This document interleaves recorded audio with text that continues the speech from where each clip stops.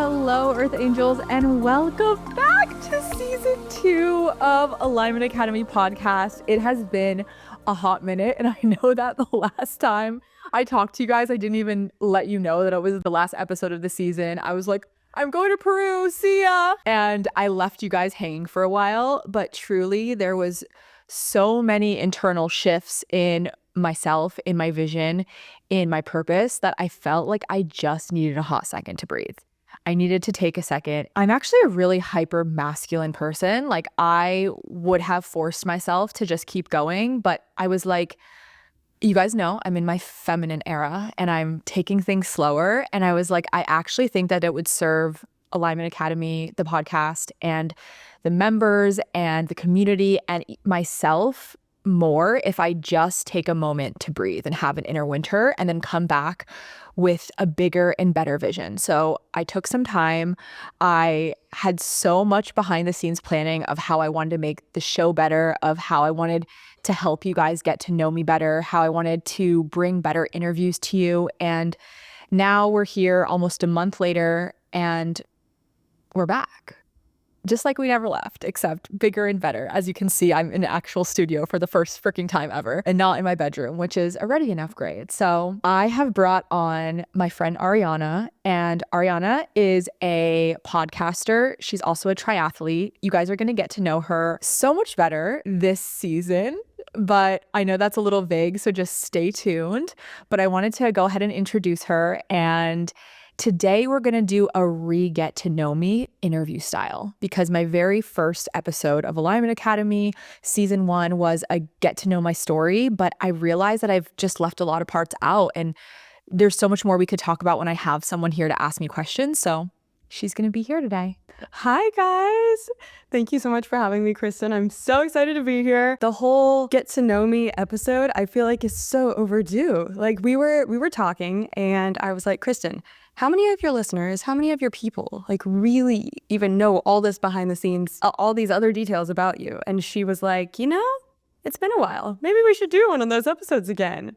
So yeah, I'm super excited to be here and to be asking you lots of juicy questions.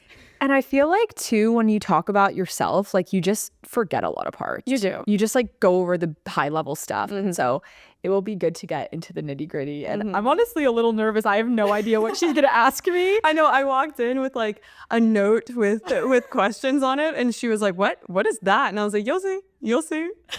And Ari is just such a good question asker. Like sometimes we're in the car, we're chatting, and I'm like, I wish we were like recording right now. We're like, where's the cameras? Where's the microphone? Hang on. This was a really good conversation. And this is just a perfect example for me, at least, of like, I feel like God always puts the right people in my life, because like the fact that you used to host your own podcast, and then I was like, I don't know, I feel like you're really good at asking me questions. Like maybe you should come on my podcast. And then I was like, would you come on my podcast and like have conversations with me? And something that I forgot to tell you guys in the beginning is like, I really want this to be more conversational style. Like I felt like so much of season 1 was just like me talking at the camera, which has its time and place. I am a teacher at my heart, but like, I think that we can learn through conversation too. And also it's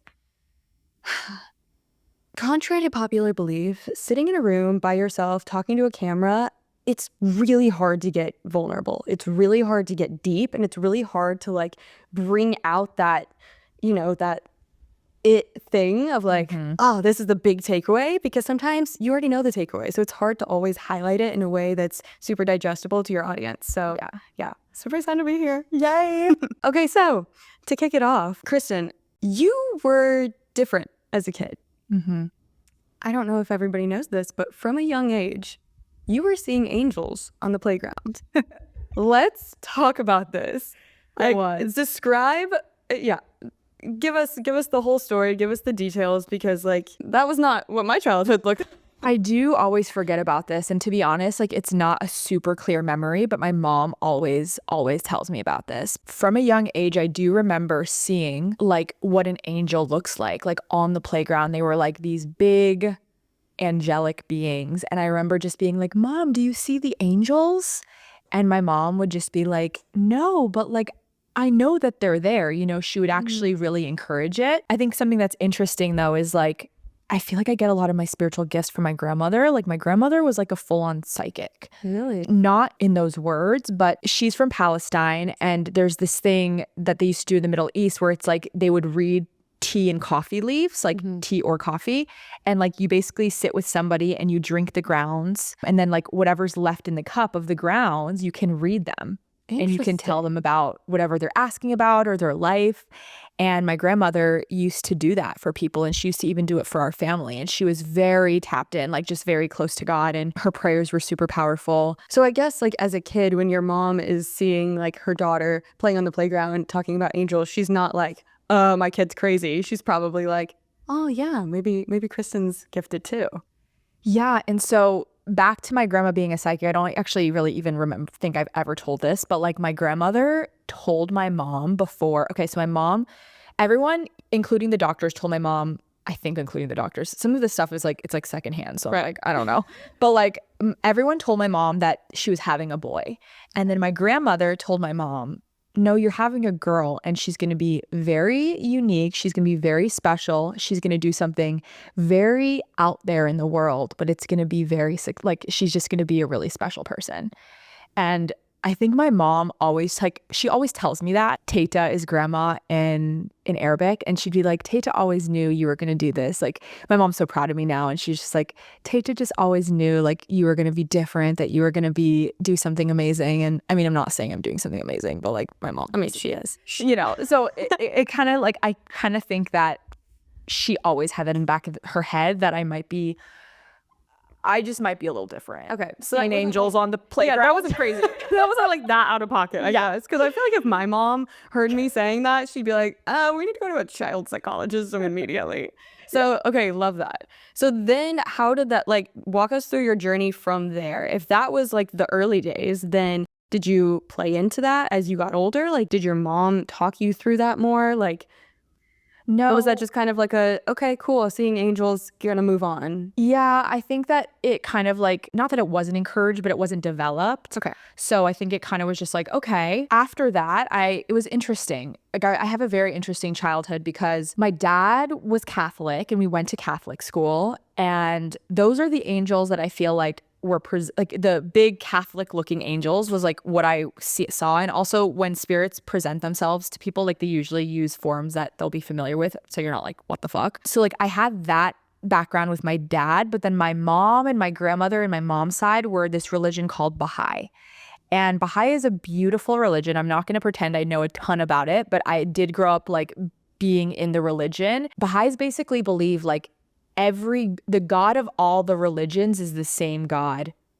It's the same God. So it's very spiritual religion. Like it's like they do have their people that they follow, but like it's like any God that you follow, as long as you follow a God, it's all the same God. So we're all brothers and sisters, and it's very rooted in peace and unity, in love and abundance. So it was interesting growing up because I think that I never really attached to one like religion because my dad was Catholic and we went to church. And then on the other hand, my mom was going to feasts with the Baha'is. Yeah, those are very different. Very different. Yeah. After I went to Catholic school, we got pulled out and we moved to another area, and I did go to public school. But then after my parents got divorced, we completely just like lost roots with the Catholic Church. Like we didn't go to church anymore. We didn't talk about God in that way. And so I think it actually gave me some freedom because my mom also, in Baha'i, you don't ever force anyone to like be initiated into the religion. Like you just like let them be if they want to.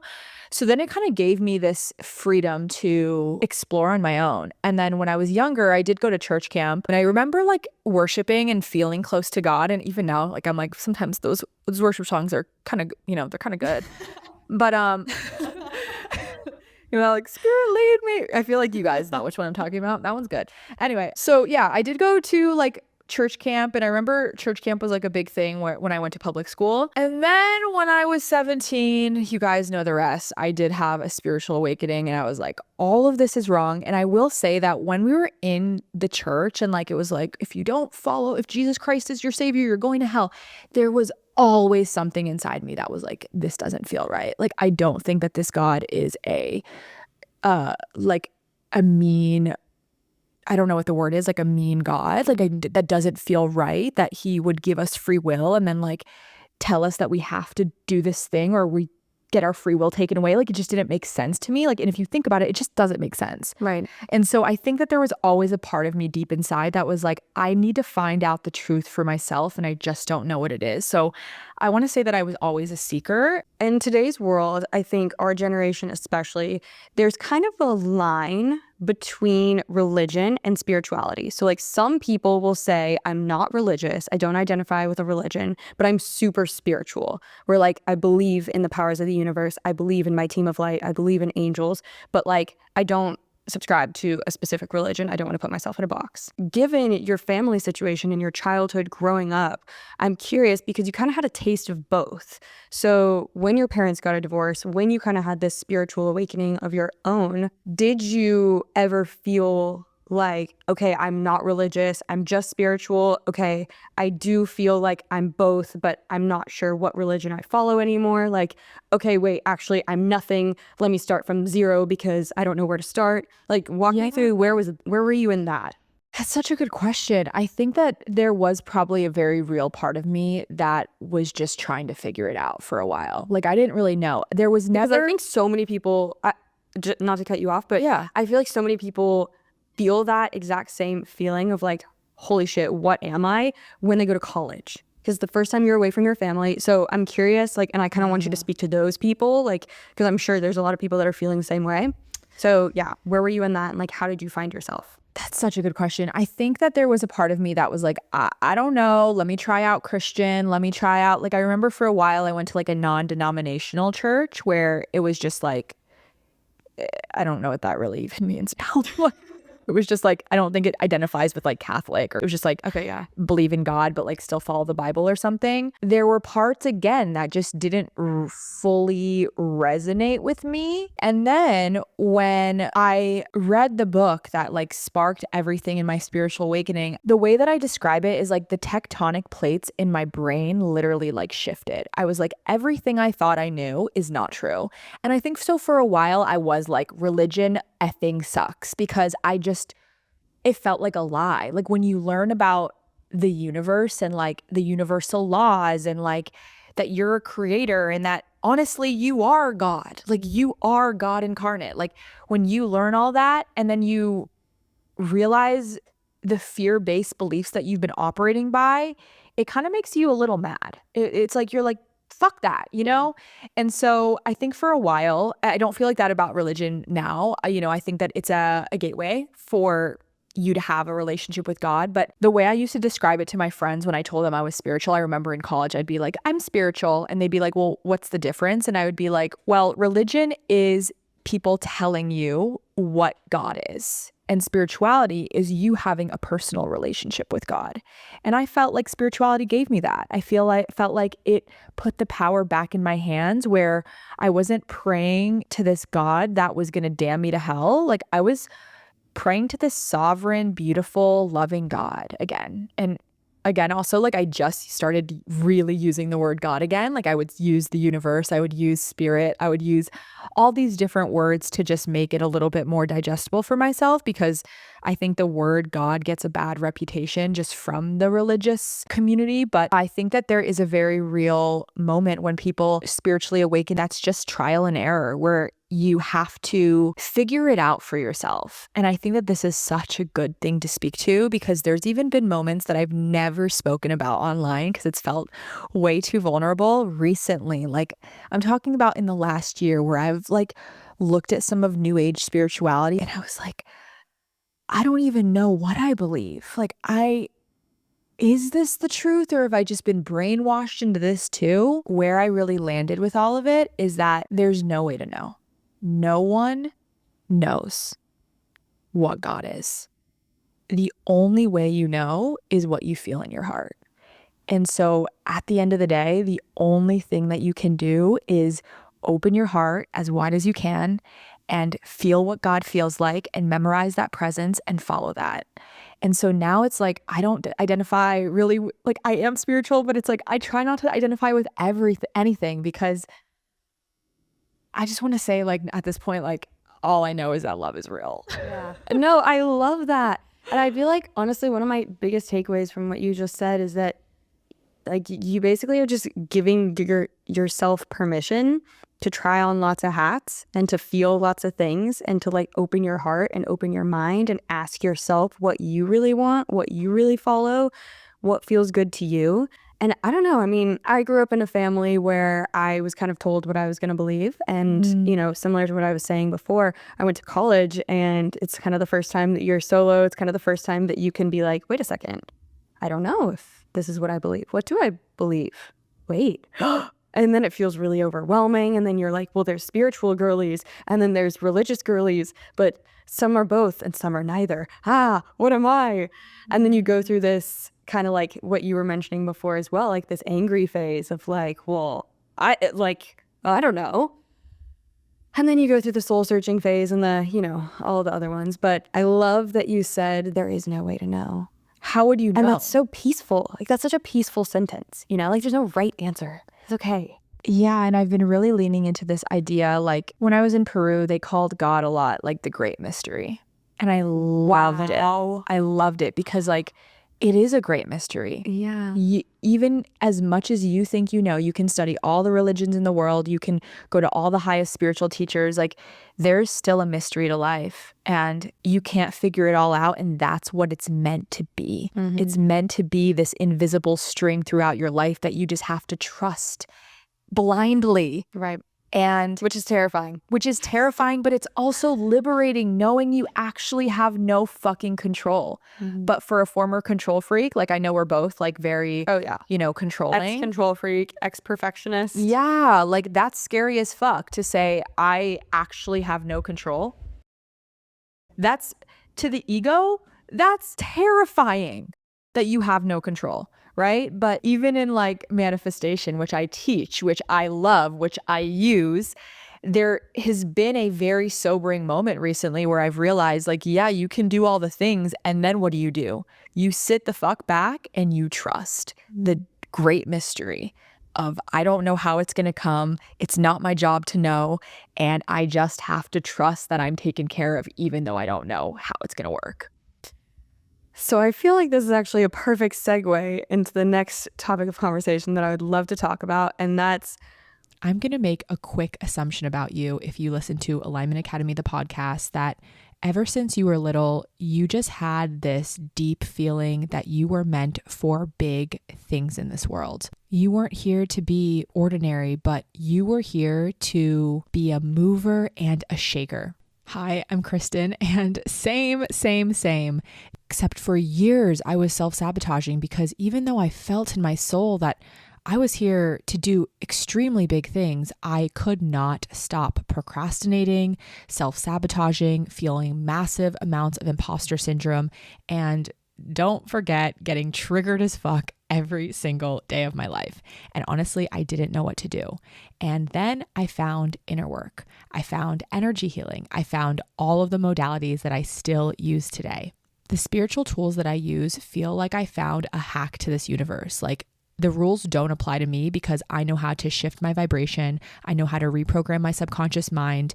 I know how to give myself any beliefs that I want to believe about the world. Like money comes easy to me and the rules don't apply to me and I don't need a real job. These are all just beliefs that I believe about myself. If you're similar to me, you know you have a big mission, but you know it's also time to get out of your own way and heal your blocks for good so you can actually just take action on your mission. This is why I created Alignment Academy, the membership. Inside this membership, you are going to get everything from live coaching sessions with me monthly, all of my best-selling heart work meditations and hypnosises. You're going to get all of my energy healing activations to do energy work on yourself anytime you want. Not to mention, as soon as you enroll, you get a library of 9 past masterclasses and 8 on-demand meditations. But the very best part is the people in the community. This is some of the most heart-centered, amazing humans I've ever come in contact with. Honestly, people have made friends in this group. They've met up in person in this group. It's the place to be. This is seriously the only space on the internet that weaves quantum manifestation, inner work, and business to help you quantum leap in your soul's growth and your business growth. If you're serious about healing, getting out of your own way, and taking massive action this year, then join with the link below. See you inside. The Kristen Such that's sitting in front of me today, the baddie business owner, the queen over here, like, I want to talk about how not that long ago, you were actually just like a lot of your listeners. You were a corporate girly and you took a chance on yourself, and look where it got you. So I don't actually know if a lot of people know that aspect of your story. Like, let's talk about that, Kristen. So you were working the corporate job, you had the degree, you had the big boy job. You were super unhappy though. Yeah. And you took a chance on yourself. Talk to me about how this all came to be. Okay, so yeah, just to recap some of my story, I went to the University of South Carolina, got a double major in finance and supply chain. At the time, I wanted to actually go into nutrition, which actually feels like it's a little bit more in alignment with what I do now. But I remember my mom and dad were like, you don't make a lot of money doing that. You need to make a lot of money. So finance and supply chain sounded like a good idea. My sister studied business. So I was like, okay, I'll study business, joined the business school, joined a business fraternity, did all the things, got my dream job, manifested it actually. Like genuinely, it's actually a crazy story. I did manifest it. And this is the one with Under Armour. With Under Armour. Literally visualized me walking on the turf at Under Armour like every single morning, and they actually told me no first, and then they came back and they told me yes, and I was so excited to go. And it was such a, I have so much gratitude in my heart for my Baltimore days like in Under Armour, because it really was a great place to work. And that's how I knew I was unhappy. Like it was a perfect place to work. Everyone was young. You could wear athletic wear to work. Perfect. Like it was Sign just me up. literally like it was great. And I was so miserable. And so I started in like an accounting job or a financial, I don't even know what job I started with at this point. Like maybe supply chain. No, I started with supply chain job. Then I moved to accounting, hated that, moved to finance, hated that, moved to HR, tried one more thing. And I was like, I've tried everything at this fucking company. This is just not for me. And how long was that? It was like 3 to 4 years of me moving around jobs and trying. And like genuinely, guys, I tried. Like, and I also was just like the worst freaking employee. Like there was just rules in the corporate world where I was like, kind of like the religion, like this doesn't make sense. It doesn't make sense that when I'm done with my work, I can't leave. Make that make sense. Facts. So Make that make sense, like there was other things, whereas like there were set hours, even though I could get my work done in this amount of time. Like I had like 8 to 5 was the hour. Like things just felt like everyone was following the leader and like no one knew who made the rules. And I was just like, this shit sucks. Like, amen.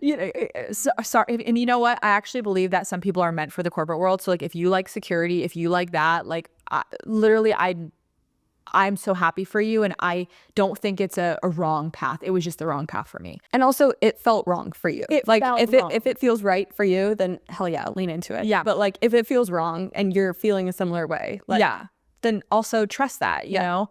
And so I just like knew deep down that like, I also had this really weird feeling. Like I feel like a lot of my audience has this feeling, and I feel like you have this feeling. It's like, I just knew I was like meant to do big things in the world. Like I could just feel it from a very young age. Like I used to want to be on TV. I used to want to be an actress. I used to like see the Disney Channel girls and like want to be on Disney Channel. When they draw the Mickey Mouse. Yes, exactly. And it's interesting because I was just reflecting on that the other day, and it's like, I'm not an actress, but I kind of am using my voice kind of like that, in my way. And so I think I always knew like this shit's not for me. Like I'm not supposed to have someone like telling me what to do. And also something that I have never shared ever before, and that's why it's so good to have someone just to talk to, because I feel like I'm like, I haven't shared this either.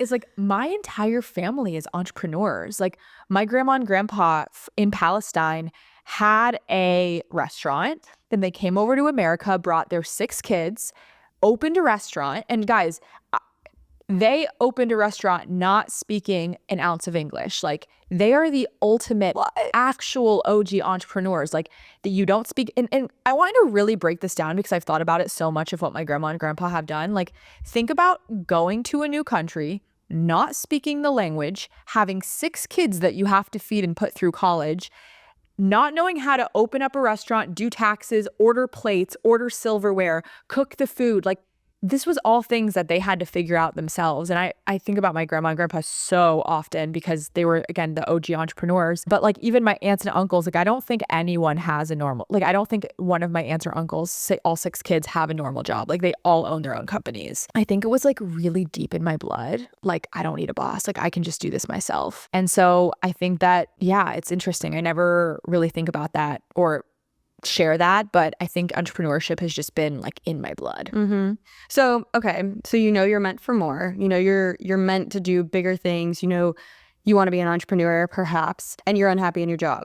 Well, there are a million companies that you could have started. There's a million things you could have done. Like I'm sitting across from somebody who's extremely talented in lots of things. I have some friends that are in a corporate job, not loving their situation, want to get out, want to start something of their own, also feeling like they're destined to do big things. How did you know that this was for you? Like, how'd you pick it? Was it just like I don't know, I'm good at this, I know a lot about this, like, let me just try this and like see if it works kind of thing? Or did you feel called to do this? Did you get signs? Were you speaking to your team? Like, talk to me about that. Well, okay. So a lot of people know about Catherine, who was my therapist and spiritual mentor when I was 17. Right. So I had a therapist that I went to that helped me really awaken. And Catherine always planted the seed, like, you're going to like really use this one day. Like, you're really gifted in this. Like, this is going to be your path. And so I think I always had that seed in the back of my head from when I was 17 of like something in spirituality. And I don't know how to describe this like in a way that doesn't sound weird, but like I've always had a very pure soul. Like I hated drinking in college. I hated it. I would do it, but like I never identified with it. I was like, I was actually depressed in college, and not a lot of people like know this, or I never even really talked about this to a lot of people, but my sisters knew I like couldn't wait to graduate. Like I would only tell my sisters, and I would have like tarot cards in my bedroom. So this is before I went to my corporate job. I would pull tarot cards like, should I go out? Yes or no? I'd always say no, and I'd be like, okay, another card. When I was in my corporate job, I didn't know I was going to like be a spiritual teacher one day and have a podcast and all that. Like I really just followed the next thing. And I think that, again, the great mystery, you don't know the end of where it's going to end up. You just have to follow the thing. And like there were so many little businesses that I tried to start that didn't work. Like I remember the first thing that I tried to start with my best friend was like a granola business. Like I was really good at making granola. It was called Really Good Granola. And like it never happened. But like I remember I made all the branding. I bought bags for it. I like had this granola that like all my friends loved, and they asked me to make it for them every week. So like I tried that. Like obviously it didn't work, but like I was in this like entrepreneurial spirit. Then I tried, I made a freelance marketing business, and I did the social media for all these little small businesses in the area. And then I became a yoga teacher, and I did Facebook ads. Like I put a lot of money into random freaking businesses. Like I don't know what's going to help me make money, but it's got to be better than It's got to be better than your current job, Like I was like, I want to see what sticks. Yeah. So yeah, like I just Really good granola. yeah, really good granola. Get it on my website. I'm kidding. I need to try that though. I know, I'll make it for you. It's actually so freaking good, and it's like so clean, and like it's so good. It's really good. It's really good. I talk about this a lot when I tell people how to find their purpose. It's like you have to just go through some trial and error. It's like finding like try this. If it doesn't work, try the next thing. Doesn't work, try the next thing. And then, yoga was the thing that felt the most right for a bit. And then I realized I was teaching 8 classes a week and making way not enough money for the lifestyle that I knew I deserved. It was not going to be sustainable. So I really pivoted out of that. But honestly, it was COVID that really pushed me to jump off the cliff. Like I didn't have any yoga anymore. All my marketing clients dried up. I didn't have a job, and I didn't have a way to pay my rent. And so the life coaching thing kind of felt natural because I think that yoga really started to give me a voice. Like it gave me that teacher voice. Like I really found my voice during yoga because I'm leading a class, and I'm able to share my intention and able to go deeper. And my class quickly became the most popular class, and I was like 22, 23 years old. But like people loved my class. They loved my music. I would like make it a whole ceremony. Like my classes felt like a ceremony. It's like a communion with your soul. And then I was like, how do I make this go deeper? And So then I hosted a couple yoga retreats, and I was like, if I can transform people in 60 minutes, like imagine if I had a weekend with them. And so I hosted my first retreats. Like it's so crazy because now I host retreats again. But like I was like a little 22, 23-year-old hosting retreats. And then, you know, when COVID hit, I had to start my coaching business, but it felt like a natural progression because people kind of looked at me as a mentor at yoga. Like they kind of But when did you start looking at you as a mentor? That's a really good question. I think when I found my voice and I felt like it was really like I was saying profound things, but then other people thought it was profound. You know, a lot of your soul purpose initiates you. So like I wasn't as confident as I am today in the beginning of the journey. Right, So exactly. I was looking a little bit for at the outside for validation, and it was okay. Like I think that there's a little bit that's okay to get validation from the outside, like, oh, am I on the right path? But when you do get good feedback, you're like, wait, no, this feels right. And I can't describe it, but when I'm doing my work today, there's just nothing that's felt more right to me in the world. I work so much and I love it because it just feels right to be working. Like, and me and you have talked about this. I feel so strongly like I know exactly what my mission is here on earth. I know what it is. And it's not because I seen my spirit guide come into my bedroom and tell me. Like, I feel like that's kind of what people are expecting. Like, what happened? Did an angel come down and tell you your mission? Like, yes, like I have talked to God before in not so many words, but like the ultimate reason I know is because of how I feel when I'm doing it. Nothing's felt more right to me than when I'm on a podcast. Right? Like this feels like I was put on this earth to have this conversation right now. Like when I'm in a retreat setting, like when I'm in there and I'm in flow and I'm like full medicine woman and, you know, doing all my weird fucking shit, it's like I've never felt more me in my entire life. And then seeing how when I feel like that, the power of the work that comes out of me and what transforms people on the other side, it's like, how can you not trust it? And so you just want to keep going and keep going. And then, you know, it's like not like I really know, but I do know. God, that's so beautiful. Oh, that makes me so happy for you. Like as your friend, as a listener, as just like somebody in the room with you, I'm like, oh, she's glowing. I want to highlight something that you're making me feel right now. People that are living their mission radiate that onto other people. Like I have never felt so inspired to go and discover my true mission than when I am around you or when I'm listening to you in yours and living out yours. Like it's inspiring. It feels so good. Thank you for doing your little thing because it's well, honestly, my entire business is helping people find their mission because of how I feel when I'm doing it. Yeah. It feels so fucking right. It feels right. I'm the most abundant I've ever been. I just feel in flow and like everyone can have this, but you have to walk through your fear. You know, it's like, it's not just for me. It's not like God was like, only Kristen gets to feel like that. Like everyone gets to feel this. But okay, next question. What's next for you? Is this the mission? Like what is the full mission? Can we know? Can you share? I feel like I know and I don't know. Okay. Like I feel like a big part of me knows what's next, and then a big part of me, there's so much mystery that will never be known, right? Like it's kind of like when you go on a vacation. It's exactly like when you go on a vacation. Like you know what you're going to do. Like, you know, you're going to have a great time. You're going to lay on the beach. You're going to meet some cool people. And you also just can't know all the details to how good the food's going to taste and how fun it's going to be splashing around in the water at sunset and how cute your pictures are going to look and how tanned and good that post-beach nap, post-shower nap is going to feel. You know what I mean? It's So like, true. Yeah. you know and you don't know. Well, like, can you give us a little taste of like what you're thinking might be next? So I feel like the podcast is a big part of this. Like Okay. the podcast is going to be bigger. It's going to reach more people. And the reason I really want it to be is because it's free and I want this information and this ability to create your own life to be available for everyone. And so I think that's going to be a big part of it is like, there's been so many points in my journey when I'm at a rock bottom where I'm at the lowest of the lows where I don't know where to turn. And like the thing that cures my loneliness is a fucking podcast. Like I literally could cry thinking about fucking podcasts because like, wow, I'm pretty cry.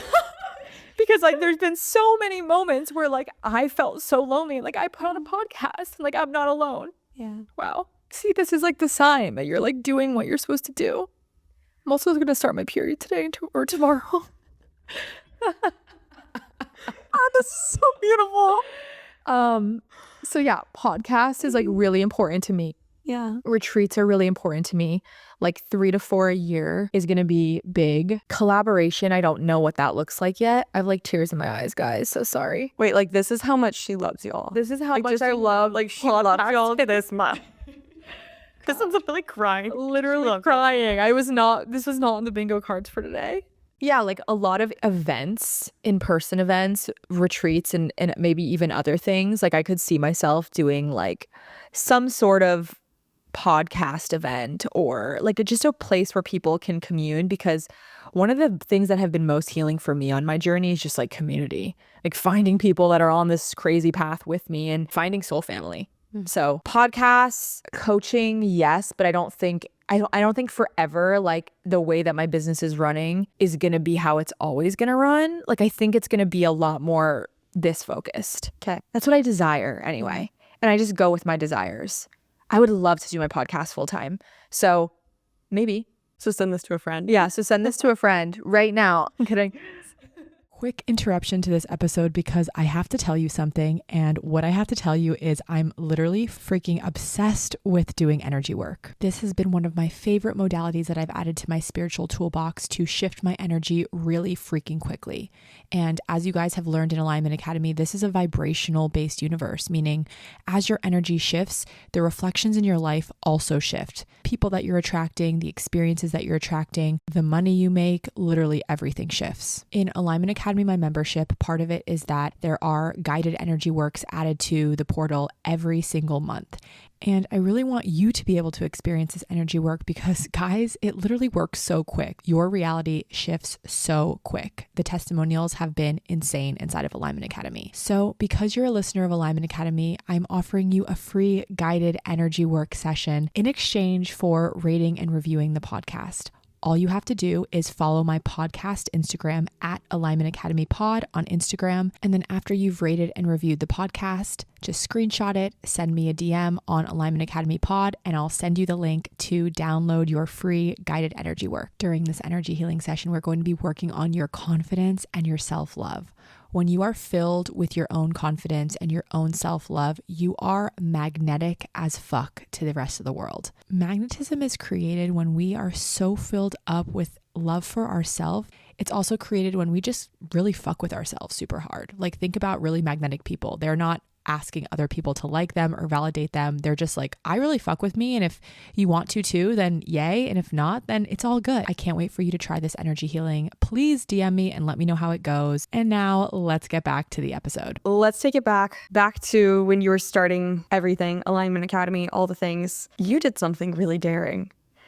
You bet everything on yourself. Yeah. And I think that's something that is super underrated. Like, you can have the intuition that you need to chase something. You can have the aspiration to achieve something in a specific realm. But if you don't bet on yourself, it's not going to happen.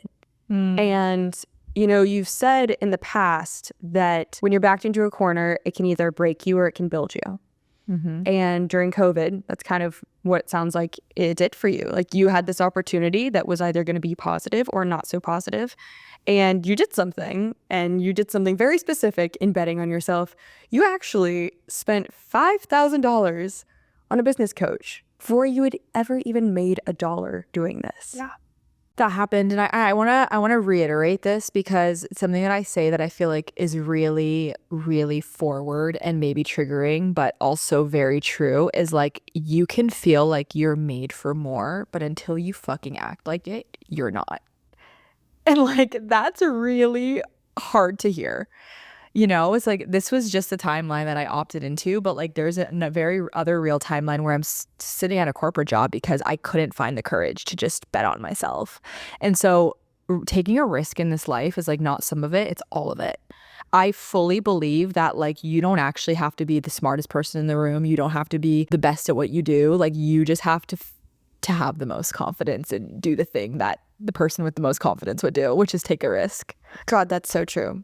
There's so many people that, I mean, I don't know about you, but so many of my friends will see somebody online super successful person online and be like, I could have done that. I could have done that if I just did it. You didn't.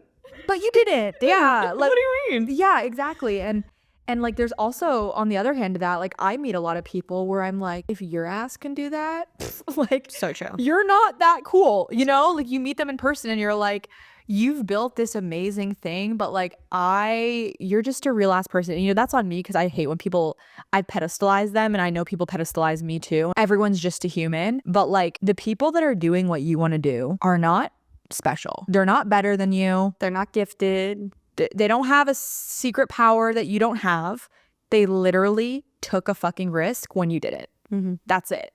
And when you actually just make it logical, you can take your worth out of it. It's not that you're unworthy. It's not that you don't deserve it. It's not that God hates you. It's literally they took a risk and you didn't.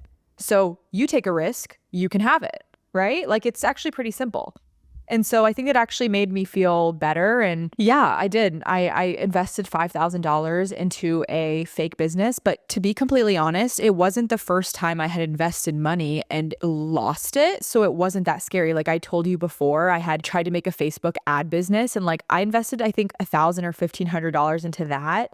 And then I ended up not using it. So it was like, there was like a lot of moments where I had to spend money and I didn't make any money back, that I think that honestly taking risks and investing in yourself is just a muscle. And I say this to my audience now and I really stand behind it. I'm sorry, but if you can't spend money to build the business that you desire, to build your dreams that you desire, that is the least of your issues. Like you're not going to be able, like that's the easiest part of it, is putting the money down. The easiest. Point blank, money is the easiest part. The hard part is, okay, take the fucking course. Do it. Be disciplined. Show up every day. Oh, it didn't work. You failed. Show up again. That's the hard part of it. It's not money. That's the risky part. For me, I'm like, money is nothing. The hard part is doing the thing when you don't fucking want to do the thing because you're scared you're going to be made fun of, because you're losing friends, because people think you're weird. That's the hard part. So wait, talk to us about some of the hard parts for you in building what you have now. I think the hardest part and why I've teached it so much in my business was like losing people, was being different, was being the 22, the 23-year-old that was staying in when all my friends were going out. I think it was like believing in myself when no one else did, looking weird. Guys, spirituality was not cool when I started this. So I started this like 6 years ago, right? Like I was trying to start it like around like six. I mean, I was teaching yoga 7 years ago now. So like 6 to 7 years ago, being spiritual wasn't cool. It was weird. Like it was weird, you know, like I was very much on the very new end of this. And so I think that the hardest— girl, you made it cool. that's my mission though, is to make it cool. Yeah, I think that the hardest part was there's no roadmap in the beginning. Like there weren't a lot of podcasts when I was starting this. There weren't a lot of people that I could look up to that were doing it, that were making it cool. And so I think it was like being okay. But I think that's part of the initiation of your soul's purpose is like, number one, the way that it's created, like your soul purpose is a soul technology. That's what I like to really describe it as. It's like this technology that makes you grow. And the technology is it's embedded in it. You're going to be lonely at times. You're not going to believe in yourself at times. You're going to lose people at times.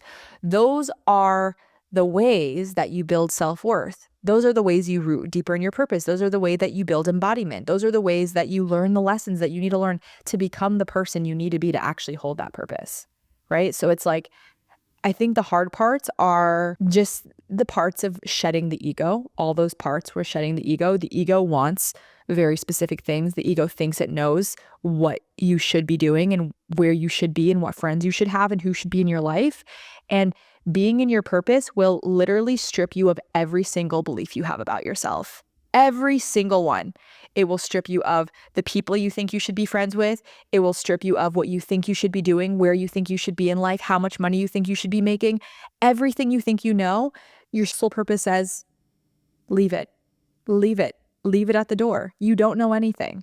And in the not knowing, you get to become the best version of yourself. But like, no one talks about how much ego shedding is required to step into your purpose, to look weird.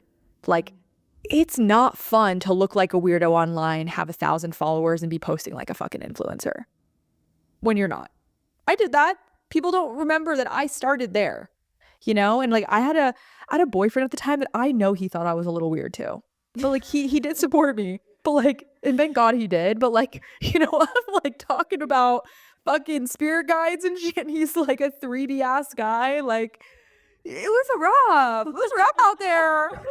Rough out there. Bless his soul. Honestly, nobody talks about the beginning. No one talks about the beginning. Honestly, that was another thing that I just wanted to highlight with you today. And like, I don't know, this sounds weird, but I almost kind of wanted to humanize you to a lot of your listeners because I think it's so easy. I think it's so easy to like look at somebody who is so freaking successful, be like, I could never be that. There's no way. And you're literally over here saying, no, it was weird. I was weird. Are you kidding me? I was just like you. Like, start now because I'm literally no different than you. Exactly. And like, the only difference is you started and they didn't. They didn't. That's literally it. And like, guess what? Somebody else is going to start today and you're not. Like, right. It's just because I started earlier doesn't mean that there's not going to be new leaders that are emerging. And like, you could be one of them if you decide to be, or you don't decide to be. And I think that like, if I could say one of my most valuable traits, it's just the ability to take risks. Like, if you can't take risks on yourself, you don't have anything. You don't have anything. Love that. Wait, what would you tell 22, 23-year-old Kristen if you could talk to her? I would tell her think bigger, take more risks, spend more money. I feel like I just got to the point where I'm like, okay, like really putting down dough because I understand like how the game works now. You have to spend money to make money. And I think that there was like, even though I'm like this now, like I'm saying the money thing now, but I actually like now really stepping into the consciousness of that version of her, that like it was scary to spend money. But now looking back, I'm like, that was the least of my problems. Like looking at all the problems was spending money was the least one. But like I would tell her to think bigger, take more risks, just fail faster. I think that there was like times where I was just like fail so slowly. And like let myself just be, and there's a very real part of nervous system in that, and that's what I teach is like you have to stay regulated and you know be in a place where you can like be okay failing. But like I would just say to just go bigger. Love that.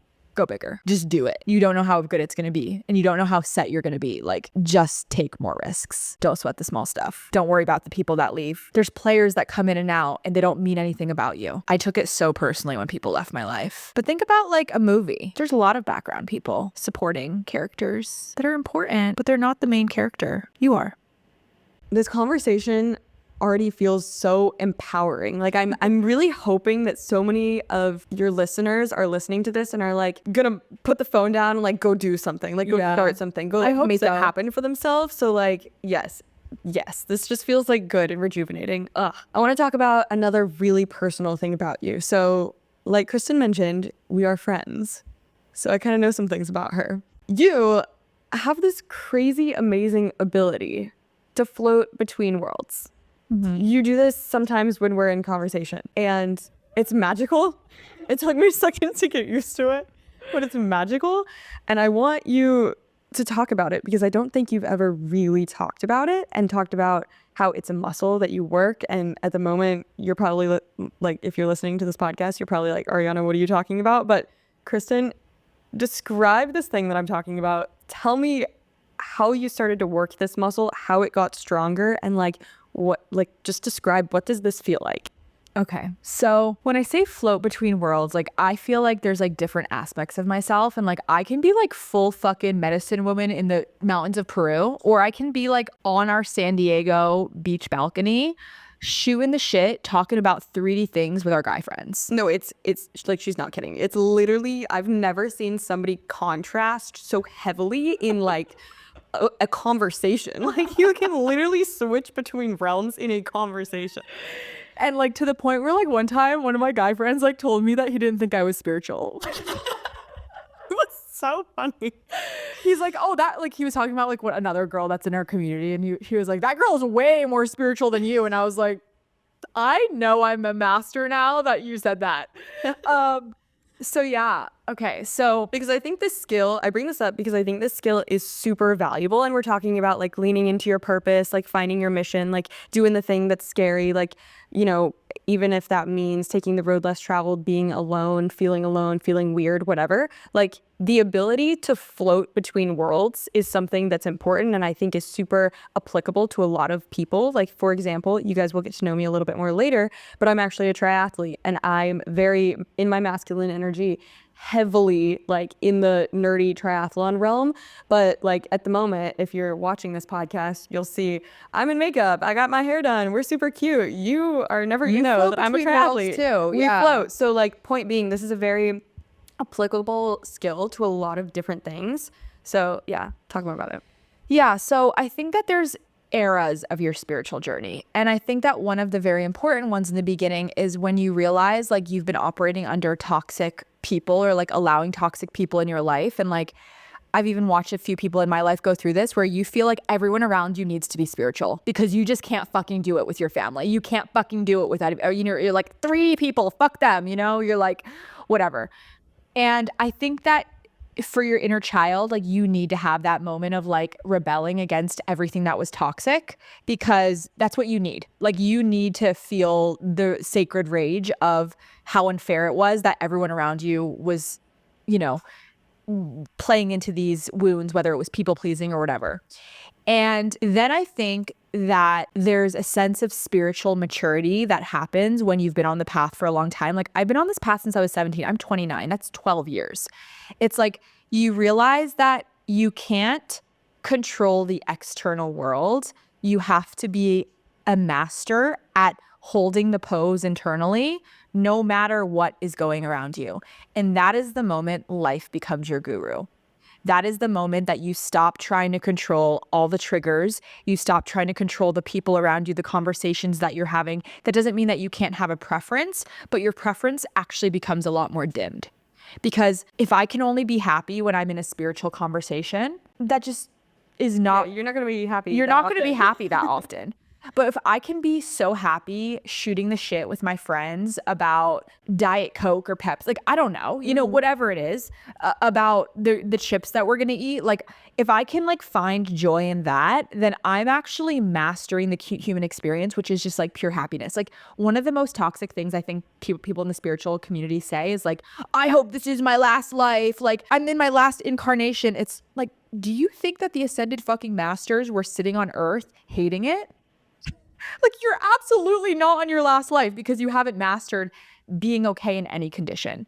And so something that I've really been mastering in this last year, a lot from the breakup and the rock bottom, was how can I be happy no matter what circumstances is going on around me? Now, how do you ensure that you're not being fake? Because I think a lot of people might come back and say, well, aren't you just like putting on a face, putting on a mask with your guy friends, and like shooting the shit about Coke or Pepsi? Like, is that not the most authentic you? Like, that's a really good question, you know? Like, I think that I also do a really good job at knowing when I'm done. And also, I think that the funny part about my guy friends, like when I've heard them talk about conversations with me, they'll be like, you know, with Kristen, we're talking about Pepsi, and then all of a sudden we're in a freaking portal talking about being in another dimension. Like I still act as myself in those settings, but I'm not trying to make the conversation go spiritual in every moment. So I think it's like a dance. I think it's a dance between still being your authentic self. Like, it's not like I shut down the spiritual part of me. Like, you hear me. I still use my spiritual verbiage. I like say like, yeah, that's not my timeline, or like, you know, I use... She'll be like, that's not my story right now. Yeah, I'm like, yeah, no, I didn't write that part of my story. Yeah. I opt out. Like, there's parts of it where I'm just like, I'm still myself. But I think that it was when I realized that, like, you know, mushrooms taught me this. Being human is really special. It's not that deep. We're going to go back there inevitably. So like fucking enjoy your life here, you know? And like part of life is eating hamburgers. And part of life is like shooting the shit, watching the sunset on a balcony. And part of life is like watching your friends have a beer. And none of those parts of life are like, every part of this experience is spiritual. Every part of it. It's not that it's compartmentalized to only spiritual things. And that was another thing that like mushrooms showed me. They were like, you guys think that like spiritual is only this thing, but it's like everything. And so I think that through a lot of deconditioning of what spiritual was, and I can only be happy if, and again, letting go of everything I thought I knew, I was able to just find this inner peace anywhere I was. And I think that actually just takes a lot of practice of like acceptance of every moment. Like, I'm just going to accept this moment as it is. Yeah, maybe I would prefer to be in a different place, having a different conversation, but how can I make the most of this moment? Because I'm here. So I'm meant to be here. I'm meant to be talking to this person. And I can't tell you how many times, like, I'll be in a very 3D conversation, but I'll say one thing that's one little spiritual nugget. And then I'll go back to the 3D. And then that person comes back to me weeks, months later and was like, I can't stop thinking about that one thing that you said. And I'm like, interesting. I literally forgot I said that, you know? So it's like, you have to trust that in any moment you're meant to be where you're supposed to be and be happy there. I love that. Yeah. And I think that is a beautiful place to end. Kristen, I had so much fun talking to you today. This was so fun. Thank you so much, Ari, for interviewing me. Thank you for having me. That was There so were laughs, fun. there were tears. There was laughs, everything there in was cry, between. everything in between. And guys, if you like this style, please send me a DM and let me know, because I'm gonna basically make the podcast what you guys want it, right? So like, if you like this interview style, a little more casual, chatting, shooting the shit, having a co-host, then please send me a DM and let me know so I can do more of these episodes so Ari can come back. And we'll see you in the next episode. Bye. Bye.